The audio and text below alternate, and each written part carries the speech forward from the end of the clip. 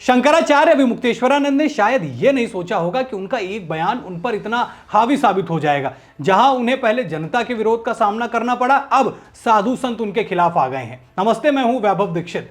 शंकराचार्य ने भगदड़ के बाद, महाकुंभ में मची भगदड़ के बाद योगी से इस्तीफे की मांग करी थी। उसके बाद जनता ने एक 2015 का वीडियो वायरल किया, वो बहुत वायरल रहा, जिसमें अखिलेश यादव की सरकार में इनके ऊपर लाठियां बरसाई जा रही थी। लोगों ने सवाल किया, क्या तब आपने इस्तीफे की मांग करी थी? अब वहां तक तो मामला चलिए ठीक था, अब महाकुंभ में साधु संत ही इनके विरोध में आ गए हैं। और एक नहीं, कई अखाड़ों के अध्यक्ष, कई अखाड़ों के महामंडलेश्वर जो हैं, अब शंकराचार्य के ऊपर तरह तरह के एलिगेशंस लगा रहे हैं। यहां तक शंकराचार्य को फर्जी शंकराचार्य बता दिया गया है और बताया कि अभिमुक्तेश्वरानंद जिस तरीके से शंकराचार्य बन गए हैं वो तरीका गलत है। पहले आप ये बयान सुनिए चिदंबरानंद सरस्वती का, जिन्होंने अपना उत्तर प्रदेश न्यूज की टीम से बात करते हुए कुछ बातें कही हैं शंकराचार्य पर। पहले सुनिए। और सच्चाई यही है कि जिसके हृदय में सत्य की प्रतिनिष्ठा हो वे ही सफल होते हैं, दूसरे षड्यंत्रकारी इस देश में कभी सफल नहीं हो सकते। पूछना चाहता हूं, अभिमुक्तेश्वरानंद जी, जिस समय पर महाराष्ट्र में दो संतों की कथित रूप से नहीं, सामने वीडियो के सामने पीट करके नृशंस हत्या कर दी गई थी, तब आपके ये महान विचार कहाँ गायब हो गए थे? तब आपने उन संतों की हत्या के विरुद्ध उद्धव ठाकरे का इस्तीफा क्यों नहीं मांगा था?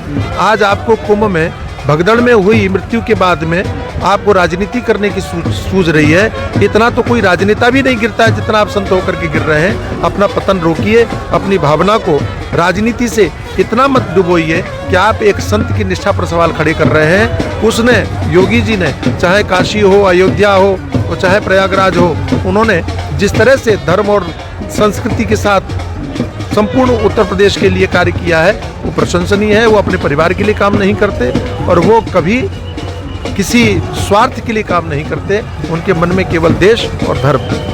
चिदंबरानंद सरस्वती साफ तौर पे कह रहे हैं कि जब महाराष्ट्र में साधु संतों पर लाठियां बरसाई गई, उनके साथ निर्ममता की गई, तब इन्होंने इस्तीफा क्यों नहीं मांगा? 2015 में जब इनके ऊपर लाठियां बरसाई गई, तब इन्होंने इस्तीफा क्यों नहीं मांगा? उन्होंने ये भी बोला कि हम संतों का एक दायित्व बनता है कि राजनीति से हटके जो है वो धर्म की सेवा करें। लेकिन अभिमुक्तेश्वरानंद लगातार जिस तरीके के बयान दे रहे हैं वो एक राजनीतिक प्रवक्ता के तौर पर लग रहे हैं। ऐसा कह रहे हैं साधु संत। और केवल यही एक नाम नहीं है, चिदंबरानंद सरस्वती जी ही एक नाम नहीं है जिन्होंने ऐसा बोला है। अखाड़ा परिषद के अध्यक्ष रवींद्र पुरी ने भी इन पर सवाल लागे। उन्होंने तो ये तक कह दिया कि ये जो शंकराचार्य की पदवी पर बैठे हैं वो फर्जी है और जिस तरीके की वो राजनीति कर रहे हैं इससे उन्हें कुछ मिलने वाला नहीं है। हमें चाहिए कि हम साथ दें सरकार का और जो घटना हुई है उस पर उसको थोड़ा सा समय दें। और क्योंकि जांच तो होनी है, सीधी सी बात है, जांच होगी और जो नंबर्स निकल कर आएंगे वो धीरे धीरे आपको पता चल रहे हैं।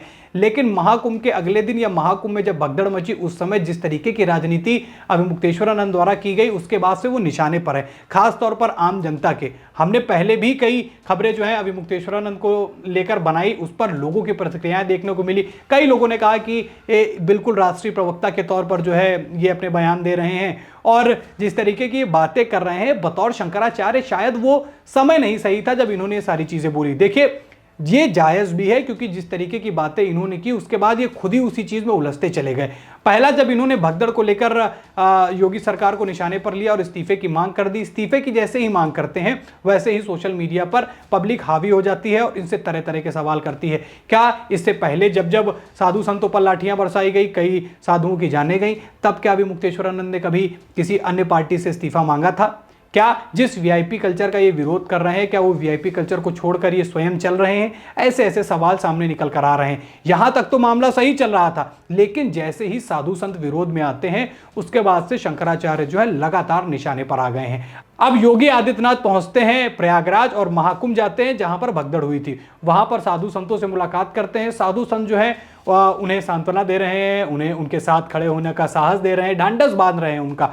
वहीं दूसरी तरफ जो है स्वामी अभिमुक्तेश्वरानंद लगातार बयानबाजी कर रहे हैं। देखिए, बयानबाजी करना, सवाल करना बिल्कुल लाजमी भी है क्योंकि ये छोटी घटना तो नहीं है। जिस तरीके की ये घटना हुई है उसने साफ तौर पर जो है महाकुंभ पर कलंक लगाया है कि हाँ इतने लोगों की जो है जान चली गई। वो बिल्कुल सवाल और जांच दोनों का ही उसका विषय बनता है। लेकिन जिस समय उन्होंने पूछा, जिस तरीके की बातें उन्होंने की, और खासतौर पर संतों का ये कहना है कि जब हमारे प्रति लोगों की आस्था है, जब लोग हमसे जुड़े हैं, हमारे संदेश को नकारात्मक और सकारात्मक दोनों तरीके से लेते हैं, वहां पर शायद ये चीज नहीं करनी चाहिए थी। देखिए, जो मामला हुआ वो बिल्कुल सही है। और ये भी सबको पता है कि देश के अंदर जो है शंकराचार्य हों या फिर साधु संत हों, जिनकी बातों को जनता मानती है, जिनकी बातों को जनता सुनती है, लेकिन अब उसका प्रभाव कैसा पड़ता है आपकी बातों का, वो भी आपको ही सोचना पड़ता है कि वो नकारात्मक जा रहा है कि सकारात्मक जा रहा है। देखिए, एक सवाल जो था शंकराचार्य विमुक्तेश्वरानंद का कि आंकड़े क्यों नहीं तुरंत जारी कर दिए गए। देखिए, तुरंत आंकड़े जारी करने का एक कारण ये भी हो सकता है, ना जारी करने का कारण एक ये भी हो सकता है कि अगर तुरंत नंबर आते, क्योंकि 6.5 करोड़ लोग लगभग जो 6-6.5 करोड़ लोग जो है भगदड़ के बाद भी उसी दिन वहां पर संगम तट पर उन्होंने स्नान किया, तो क्या अगर वो नंबर पहले आ जाते तो क्या और हड़बड़ाहट बढ़ जाती? क्या लोग जो आज पहुंच रहे हैं, करोड़ों की संख्या में लोग वहां पर स्नान कर रहे हैं, क्या वो लोग पहुंच पाते? ऐसे सवाल भी निकलकर सामने आ रहे हैं। अब स्वामी अभिमुक्तेश्वरानंद के सवालों से किसी को दिक्कत नहीं है, लेकिन एक तरफा सवालों ने उन्हें विपक्ष का प्रवक्ता बना दिया है। लोग कह रहे हैं कि बिल्कुल राजनीतिक प्रवक्ता की तरह जवाब दे रहे हैं, राजनीतिक प्रवक्ता बनकर एलिगेशंस लगा रहे हैं। जहां पर इन्हें जो है एक पॉजिटिव मैसेज देना चाहिए था पब्लिक को, वहां पर इन्होंने जो है राजनीति खेली। और जिस तरीके की बातें इन्होंने कही कि हमें मौन व्रत रखने का समय नहीं दिया गया और सारी चीजें नहीं करी गई, तो क्या वो सरकार डिसाइड करती है कि आपको कब मौन व्रत रहना है, या फिर सरकार ये बताएगी आपको कब क्या करना है? खैर, वो तो आपके हाथों में। आप अगले दिन धर्म संसद करके वहां पर इन सारे मुद्दों को उठा सकते हैं, योगी से इस्तीफे की मांग कर सकते हैं। क्या वो अगला दिन जिन लोगों की मौतें हुई, क्या उनको जो है सांत्वना देने का समय नहीं था? क्या वो जो घटना हुई, क्या वो 12 या 24 घंटे तक की थी? क्या वो दुख दर्द क्या 12 से 24 घंटे का था? वो आने वाले समय तक और पीढ़ियों दर पीढ़ियों तक वो ऐसा ही बना रहेगा। जब जब उस बारे में सोचा जाएगा, रूह कांप जाएगी लोगों की। लेकिन जहां पर जरूरत थी, करोड़ों लोग वहां पर उपस्थित थे, वहां अगर एक पॉजिटिव मैसेज निकलकर सामने जाता तो शायद शंकराचार्य की छवि जो है वो बेहतर हो सकती थी। और ऐसा नहीं कि कोई पहली बार इन्होंने योगी और खासतौर पर बीजेपी या मोदी पर कोई ऐसे सवाल किए, ये लगातार ऐसे इनके जो है बयान आते रहते हैं। और खैर, उनके विचार हैं, बिल्कुल इस संवैधानिक अधिकार है उनके पास, देश के नागरिक हैं वो भी, और जिस पदवी पर बैठे उनको पूरा अधिकार है कि सरकार से सवाल किए जाएं। लेकिन मामला फंस बस केवल यहीं पर जा रहा है कि जिस तरीके से, जिस समय पर वो उन्होंने राजनीति करी, उसकी वजह से साधु संत नाराज हो गए। अब आपके हवाले सवाल है, क्या शंकराचार्य के खिलाफ जो साधु संतों ने ये दावा बोला है, क्या ये इनके लिए आगे दिक्कत का विषय बन जाएगा? और क्या शंकराचार्य जो लगातार बयान दे रहे हैं, क्या वो वाकई किसी विपक्षी पार्टी के प्रवक्ता की तरह लग रहे हैं? ये राय आप बताएं कमेंट में। वीडियो में इतना ही। वीडियो को लाइक और शेयर करें। चैनल पर नए हैं तो चैनल को जरूर सब्सक्राइब करें। फिर मुलाकात करेंगे नई खबर में। इस खबर में इतना ही। धन्यवाद।